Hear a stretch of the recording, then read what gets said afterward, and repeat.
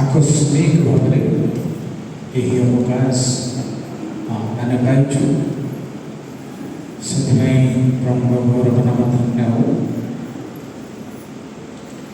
पुणे आकस्मिक भाव में आपण मैंने आमर डकरार आसी पारि तेणु मंडलीर पारंपरिका कर्मकर्ता कर्मकर्त्री भाई भूणी और सकल सदस्य प्रति धन्यवाद सहित प्रभु विष्णु नाम मोर प्रेम नमस्कार जनाए।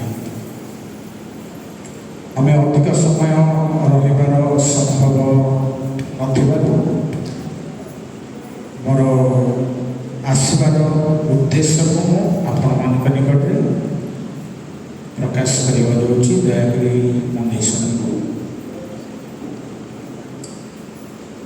मोर मंदेश दुईटा गोष्ठी को दुई प्रकार अनुरोध मोर अच्छी। दुईटा गोष्ठी माने मंडली और तद व्यतीत जो मैंने मोबाइल रे छाड़ुचंती से गोष्ठी मंडली को दुई प्रकार अनुरोध अच्छी। कारण प्रथम करी अनुरोध जो मैंने मोबाइल रे छाड़ुचंती ताहा गोटे मांडलिक ख्रिस्टियान सोसाइटी रो कार्य नुहे। ताहा अनाध्यात्मिक पदक्षेप विचार करने आमर मंडली अच्छी से माध्यम जहाँ हवा कथा कि व्यक्तिगत भाव में एभली मोबाइल रे छाड़िबा ख्रिस्टियान सोसाइटी लोक मानकर पक्षरे यह अनुपयुक्त कर्म। तेणु मोर हाथ जणर आपण मैंने जो मैंने मोबाइल रे छाड़ुचंती आगो को बढ़ंतु नहीं।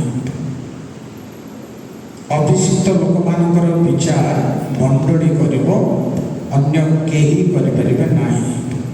कारण मूसा गोटे कुशीय स्त्री को बाहा करथिले ता उपरे मरियम हारण तीव्र समालोचना करी परमेश्वर दृष्टि रे दोषीकृत तार विचार परमेश्वर करेंगे सर्वसाधारण करें नहीं मंडली करेंगे। तेणु विनय करुच्ची जो भाई मैंने पुआ मैंने कि परिवार मैंने वर्तमान मंडलीर श्रृंखला भांगी मंडलीर मान सम्मान भांगी जाति विजाति जगार आम गोटे आमर ख्रिस्टियान सोसाइटी बहुत भूल काम करी आग को जाइए। दयापूर्वक मुझे गोड़ हाथ धरुचे आही समय ठारू ओहरी जातु आग को जातु नहीं। कारण गाँ मंडल बदनाम बहुत लज्जाजनक समस्त ख्रिस्टियान सोसाइटी। प्रथम कथा।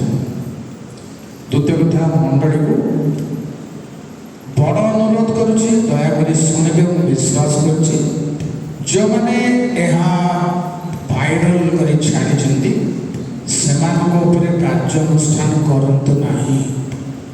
क्षमा दे दिंतु आमर मध्यस्थतार क्षमा दिंतु। आपड़ जदि लिखे मिनिट लिखे परिचारिका मध्यस्थतार प्रस्ताव से क्षमा दिगला बोली। कारण गाँ मंडलीर शासन अनवरत रही आसंता काली आउ जो मैंने जहाँ करेंगे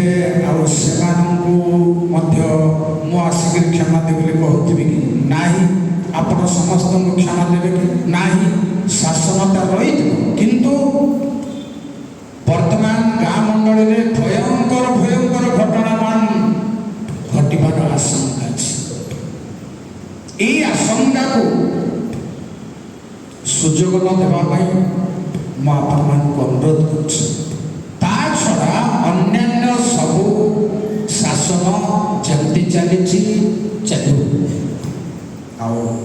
କିନ୍ତୁ ତା ପରବର୍ତ୍ତୀ କଥା ମୁଁ ଶାସନ ଉପରେ ମଧ୍ୟ କହିବି ଆପଣଙ୍କୁ।